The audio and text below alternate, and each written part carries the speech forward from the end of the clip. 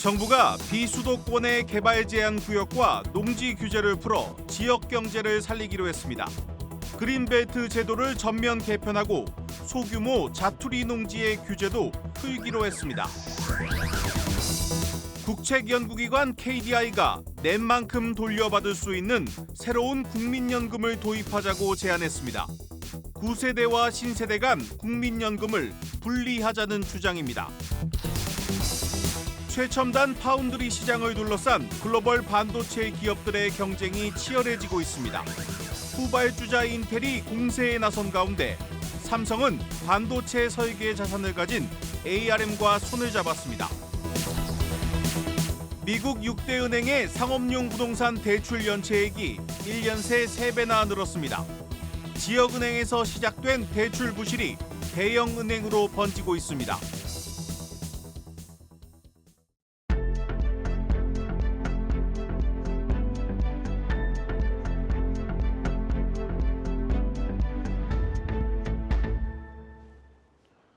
뉴스 플러스 시작합니다. 정부가 개발 제한 구역, 그린벨트와 농지의 규제를 풀어 지역 경제를 살리기로 했습니다. 이제 비수도권의 경우 국책 사업이나 지자체가 추진하는 사업은 총량 규제를 받지 않고 그린벨트를 해제할 수 있게 됐습니다. 지금까지 개발이 전면 금지됐던 1, 2급지 그린벨트도 지방은 풀기로 했습니다. 임동진 기자입니다. 산업도시 울산에서 민생토론회를 연 윤석열 대통령은 우리 경제가 다시 도약할 기회를 만들기 위해 가장 중요한 것은 새로운 산업 전개를 위한 입지 공간이라고 강조했습니다. 그러면서 20년간 유지됐던 획일적인 그린벨트 해제 기준을 전면 개편할 것이라고 밝혔습니다. 철도역이나 시가지 주변 등 인프라가 우수한 땅은 보존 등급이 높더라도 경제적으로 활용할 수 있도록 기준을 고치겠다는 겁니다. 지역이 비교 우위에 있는 전략 산업을 추진할 때는 지역별 해제 총량에 구애받지 않도록 자율성을 대폭 보장하기로 했습니다. 윤 대통령은 또 첨단 농업 육성과 농촌 생활 환경 개선을 위한 농지 규제 혁신 의지도 내비쳤습니다. 자투리 농지의 규제를 풀어 체험시설, 수직농장 등 첨단 농업시설 입주는 물론 학교와 병원 등 주민후생시설 건립도 가능하게 할 방침입니다. 농지 이용 규제 336종에 대해 전수조사를 실시해 낡은 규제는 신속히 철폐하기로 했습니다. 울산의 주력산업 지원과 울산형 교육특구 추진 등 울산 맞춤형 정책도 제시했습니다. 윤 대통령은 울산의 전통 주력산업인 조선과 자동차, 석유화학의 국제 경쟁력을 한 단계 업그레이드하기 위한 정책적 지원을 아끼지 않을 것이라고 약속했습니다. 한국경제TV 임동진입니다. 앞서 보신 것처럼 정부가 비수도권을 중심으로 쓸만한 땅은 모두 개발할 수 있도록 규제를 대폭 풀기로 했습니다. 이 지방 소멸을 막기 위해 돈과 사람을 끌어들이겠다는 계산인데 그만큼 부작용에 대한 우려도 적지 않습니다. 취재 기자와 자세한 얘기 나눠보겠습니다. 부동산부 방서우 기자 나왔습니다.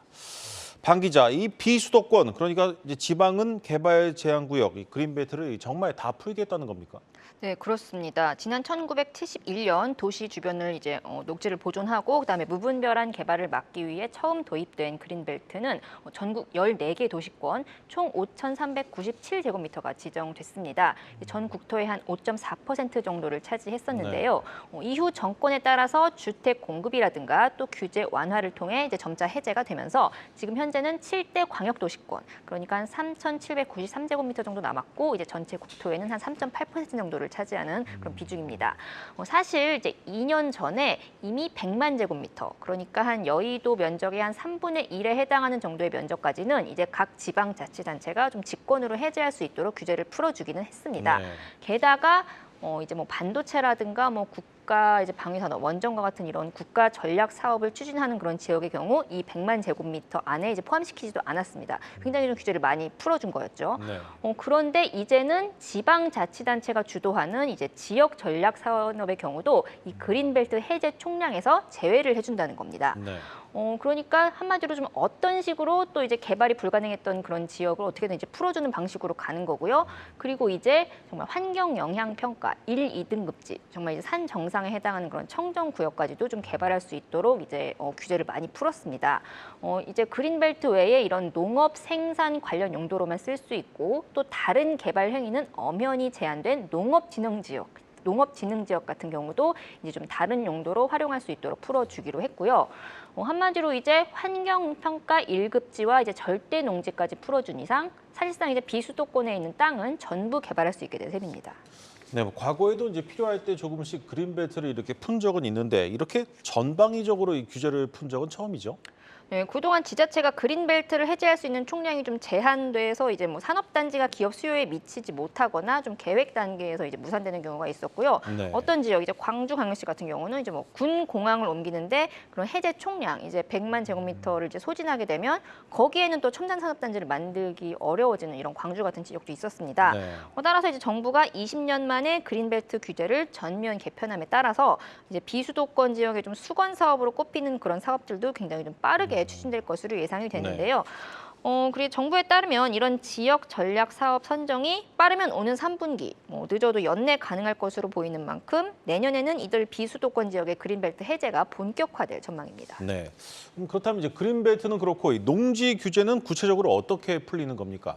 이제 농업 생산 용도로만 이용 가능했던 이제 절대 농지라고들 하는데요. 네. 이 절대 농지 같은 경우는 3헥타르 이하 소규모 자투리 농지에 한해서 지역 주민이나 인근 산업단지를 위한 편의시설이 들어올 수 있도록 했습니다.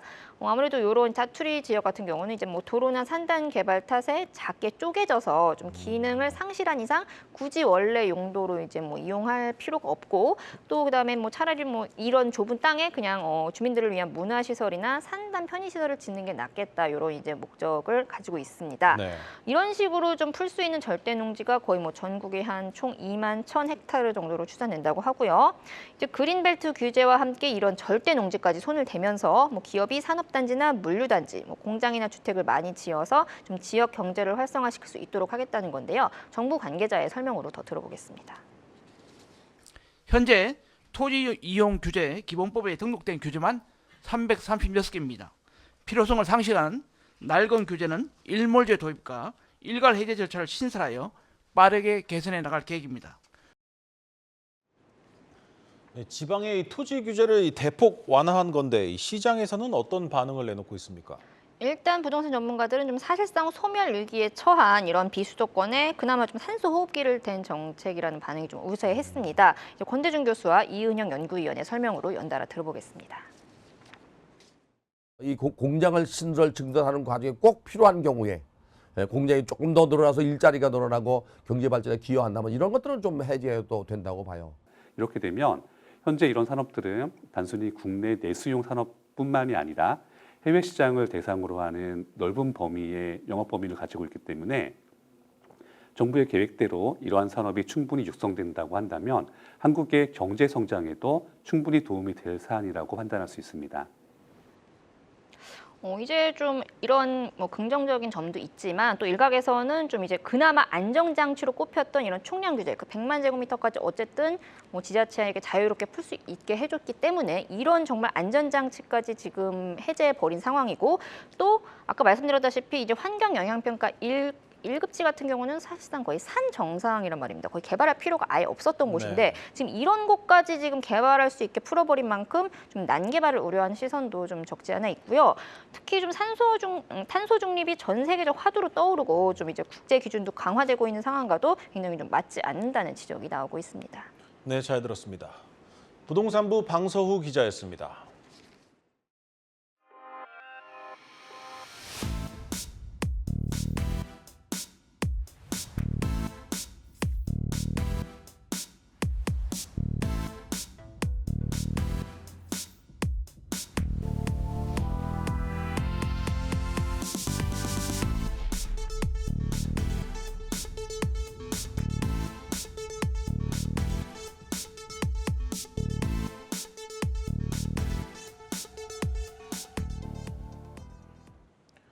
국책연구기관 KDI가 낸만큼 돌려받을 수 있는 새로운 국민연금을 만들자고 제안했습니다. 이 국민연금 고갈도 막고 미래 세대의 부담을 줄이려면 구세대와 신세대 간 국민연금을 분리해야 한다는 겁니다. 이 문제는 새 연금을 만들면 구연금의 고갈이 더 빨라진다는 겁니다. 이건 세금으로 막자는 주장인데 이 부족분이 600조 원을 넘습니다. 전민정 기자입니다. 인구 구조 등 사회 변화와 상대적으로 낮은 현 보험료율을 고려하면 소득 대체율 인상은 근본적인 개혁 방안이 될 수 없다는 입장입니다.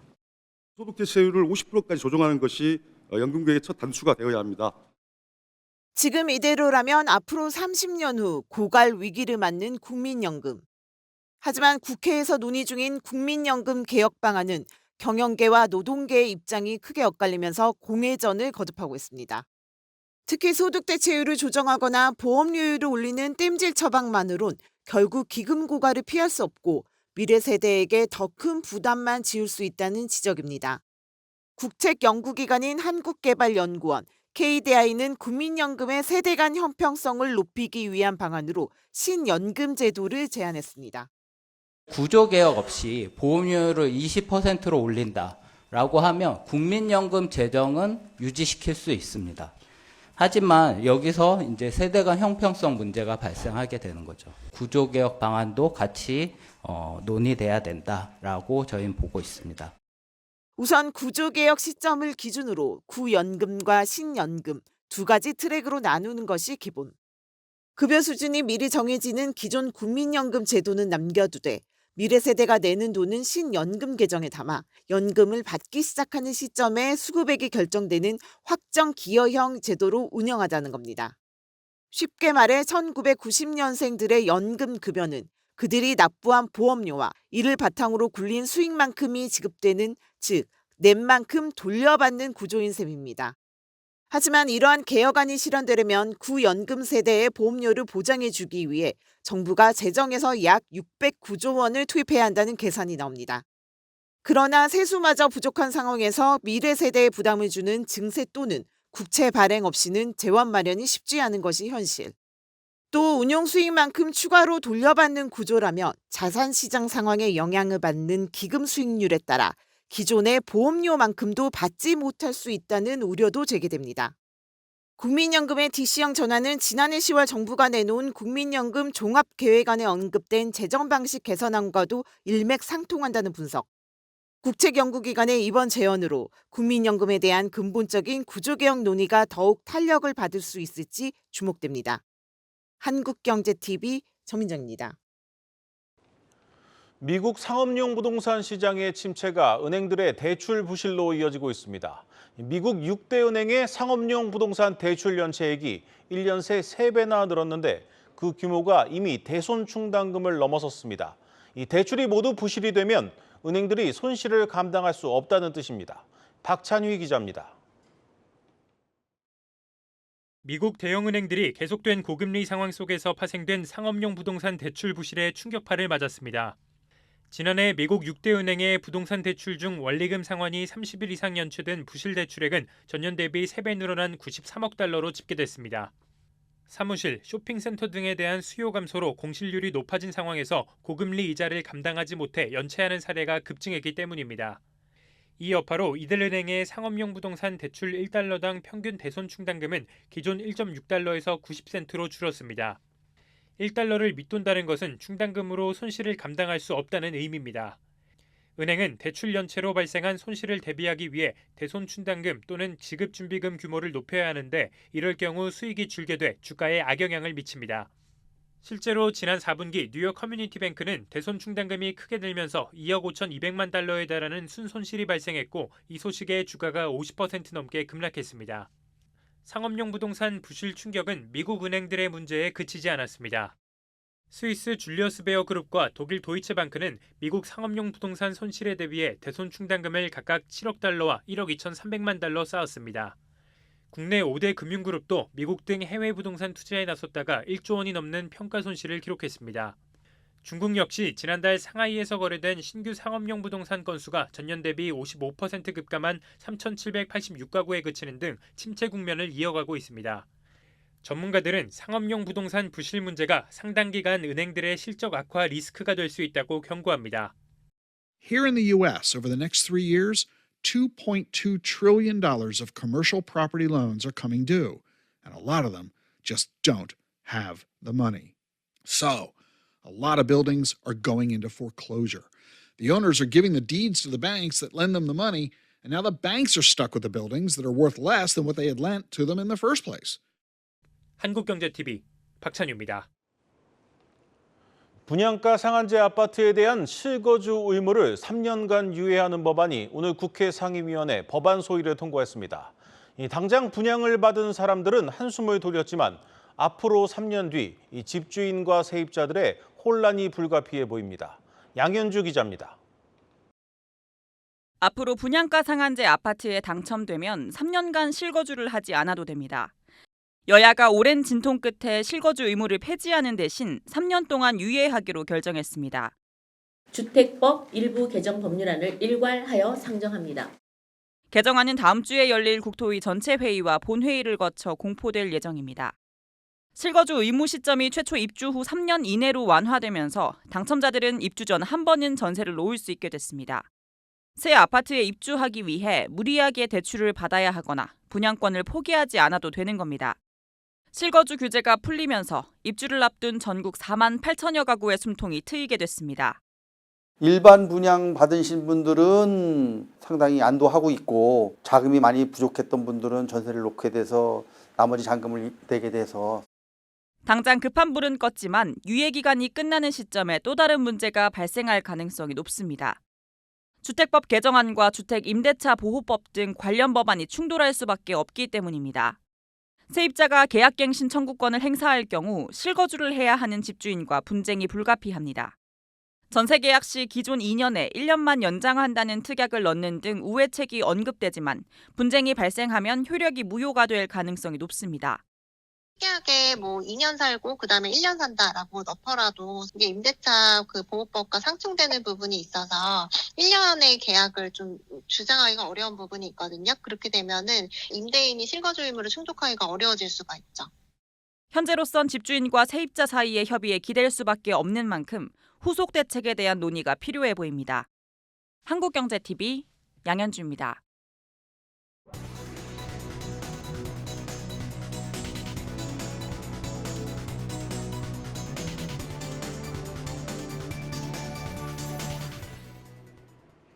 마켓플러스입니다. 코스피가 오늘 2653선에 하락 마감했습니다. 지난 24일 정부의 기업 밸류업 프로그램 발표 이후 2거래일 빼고 16거래일 동안 매수에 나섰던 외국인이 차익 실현에 나서며 지수 하락을 유발한 겁니다. 한국 시각으로 내일 새벽 엔비디아의 실적과 또 FOMC 의사록 공개 등 영향력이 큰 이벤트 속에서 관망 심리가 강화된 영향으로 풀이됩니다. 특히 저 PBR로 급등세를 보였던 금융, 보험주 내림세를 보였는데요. 다만 삼성생명과 하나생명은 강세를 보였습니다. 특히 삼성생명은 호실적과 주주환원 정책을 발표하며 8% 넘게 오르며 52주 신고가를 경신했습니다. 삼성생명은 실적 발표 이후 컨퍼런스 콜에서 주당 배당금을 매년 전년보다 확대하고 또 배당 성향을 35에서 45%의 범위에서 결정한다는 내용을 유지했습니다. 더불어 오는 26일 정부의 기업 밸류업 프로그램 확정 이후 주가 순자산 비율과 자기자본 이익률 등 주가 가치를 위해서 다양한 방안을 검토해 시장과 소통하겠다고 밝혔습니다. 하나생명도 오늘 실적 발표 후 3년 만에 주주에게 배당금을 지급하겠다고 전했는데요. 배당 성향은 정부의 밸류업 프로그램 내용을 파악한 뒤 판단한다는 입장을 전했습니다.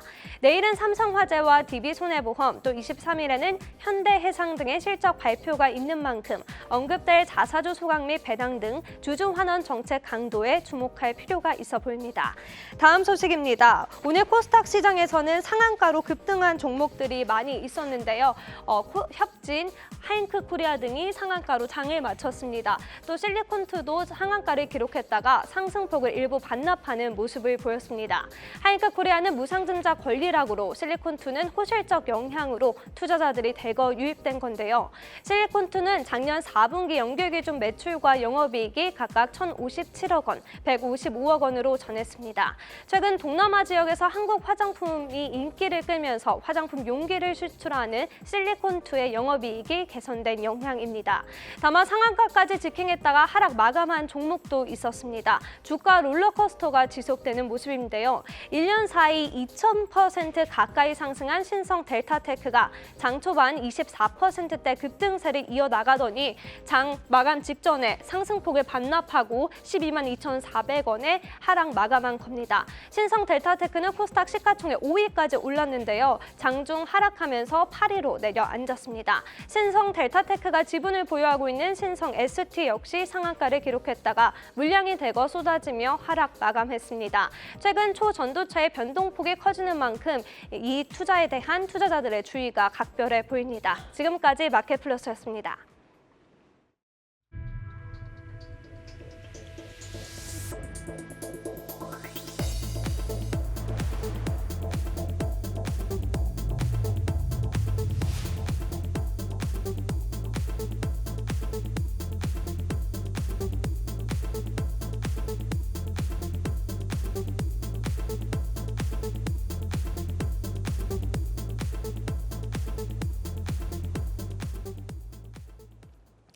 한미약품과 OCI의 통합을 두고 경영권 분쟁을 벌이고 있는 한미약품 오너일가의 첫 법적 공방이 시작됐습니다.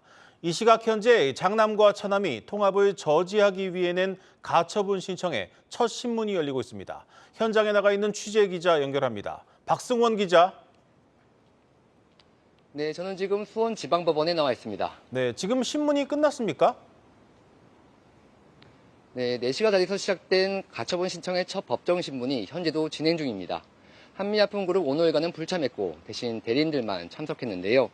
OCI그룹과의 통합에 반대하는 한미약품 창업주의 장차남 측은 경영권 분쟁 상황에서 이뤄진 3자 배정 유상증자는 무효라고 주장했습니다. 경영권 방어 등을 목적으로 신주를 발행하는 것은 무효라는 대법원 판례가 있는데 경영권 분쟁 상황이었으니 이런 목적이 있는 것 아니냐는 논리입니다. 반면 모녀 측인 한미그룹 측은 통합 결정 당시의 경영권 분쟁이라고 볼 만한 사항은 전혀 없었다는 점을 강조했습니다. 이번 통합의 성격과 신주 발행 절차를 놓고도 치열한 공방을 이어갔습니다. 장차남 측은 이번 통합은 OCI홀딩스의 경영권 일부를 넘기는 것으로 주주총회 특별 결의 사항에 해당하는데 이사의 결의만으로 결정한 것은 잘못이라는 취지입니다. 이에 대해 한미그룹 측은 통합 이후에도 현 임주현 사장이 대주주로서 책임 경영을 하는 구조라며 경영권 매각이 아닌 공동 경영인 만큼 이사의 결의만으로 가능하다고 맞섰습니다.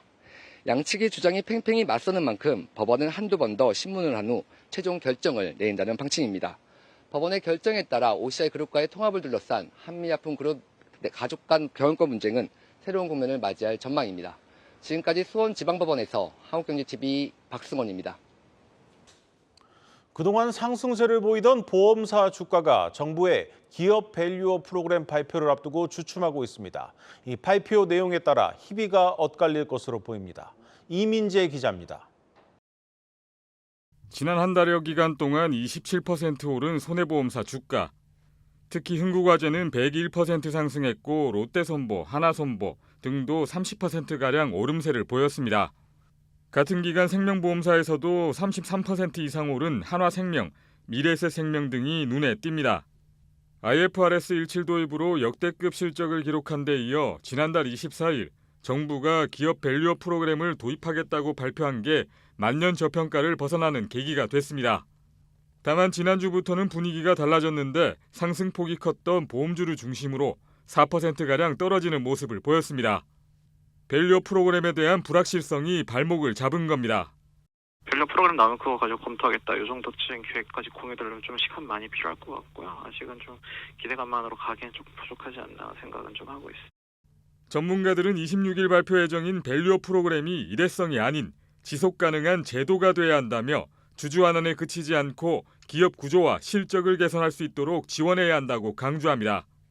또 밸류업을 위해 실적 뒷받침이 필요하다고 진단합니다.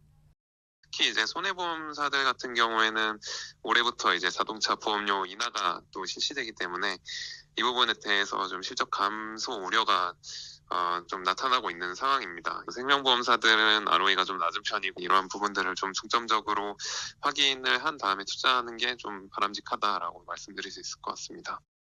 생보사에 위협이 되고 있는 고령화 저출산 문제를 비롯해 부동산 PF 부실 여파, 금리 변동성 등이 변수로 작용하는 가운데 밸류업 프로그램 실효성 여부에 따라 보험주 주가이비가 엇갈릴 전망입니다. 한국경제TV 이민재입니다. 오늘 준비한 뉴스 플러스는 여기까지입니다. 함께해 주신 여러분 고맙습니다.